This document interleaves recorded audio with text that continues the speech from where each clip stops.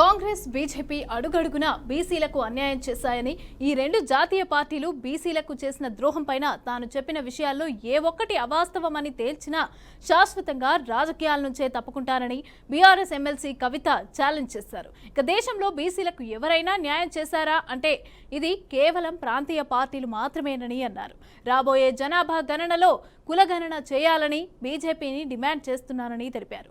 ఇక 42% రిజర్వేషన్లు ఇచ్చిన తర్వాతనే స్థానిక సంస్థల ఎన్నికలకు పోతామని కాంగ్రెస్ హామీ ఇచ్చిందని, కర్ణాటక, బీహార్, మహారాష్ట్ర ఫెయిల్యూర్ స్టోరీ తెలియకుండానే హామీ ఇచ్చారా అని ప్రశ్నించారు. ఇక బీసీల లెక్కలపైన ఒక కమిషన్ వేస్తే మరో కమిషన్ రిపోర్ట్ ఇస్తోందని, ఇది రేపు కోర్టులో నిలుస్తుందా అని తెలిపారు.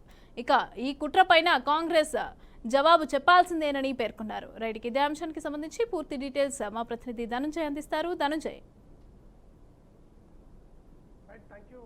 ప్రస్తుతం రాష్ట్ర వ్యాప్తంగా స్థానిక సంస్థల ఎన్నికల వేళ రాజకీయ రగడ మాత్రం నెలకొందని చెప్పొచ్చు. ఎందుకంటే డిక్లరేషన్ పేరుతో ఈరోజు రాజకీయ పార్టీలు ప్రజల్లోకి వెళ్లి ప్రజా సమస్యలను తెలుసుకునే దిశగానే ముందుకు పోతున్నాయి. ఇందులో భాగంగా తెలంగాణ జాతీయ అధ్యక్షురాలు 42% రిజర్వేషన్ కావాలని చెప్పేసి ఈరోజు ఇందిరా పార్క్ వద్ద చేపట్టిన ఆందోళన ధర్నా కార్యక్రమం పెద్ద ఎత్తున జరిగింది. ప్రస్తుతం బీసీలకు జరుగుతున్న అన్యాయంతో పాటు జనాభా లెక్కల ప్రకారం బీసీలకు పూర్తి స్థాయిలో 45% వాటా రిజర్వేషన్ కల్పించాలని చెప్తున్నారు. ఎందుకంటే రాష్ట్రంలో చూస్తుంటే మనకు స్థానిక సంస్థల ఎన్నికల వేడి జరుగుతుంది కాబట్టి ఎన్నికల్లో ముందుగా డిక్లరేషన్ ఇచ్చిన తర్వాతనే బీసీలకు 42% డిక్లేర్ ఇచ్చిన తర్వాత ఎన్నికలకు పోవాలని చెప్పేసి ఇప్పటికే ఎమ్మెల్సీ కవిత ప్రభుత్వాన్ని డిమాండ్ సైతం చేస్తుంది. ఎందుకంటే బీసీలకు చేసిన ద్రోహంపై తను చెప్పిన విషయాల్లో ఏ ఒక్కటి సైతం తప్పుగా జరిగితే నేను రాజకీయ సన్యాసం తీసుకుని రాజీనామా చేస్తానని చెప్పేసి బీసీ సభలో గర్జనలో చెప్తున్న పరిస్థితి మనం చూస్తున్నాం. ఎందుకంటే ఇప్పటికే రాష్ట్ర వ్యాప్తంగా ఒకవైపు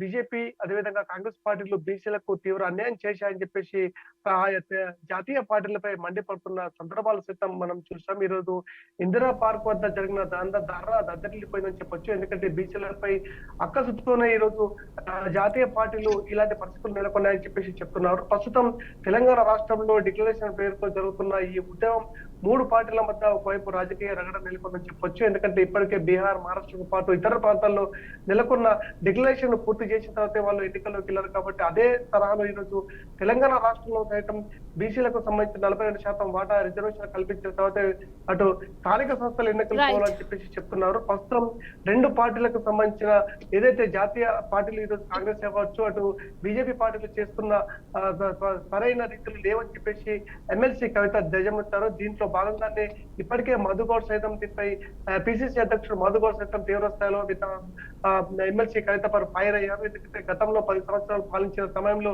మీకు బీసీ డిక్లరేషన్ గుర్తుకు రాలని చెప్పేసి ఆయన సైతం మండిపడుతున్న పరిస్థితి మనం చూశాం. మమత.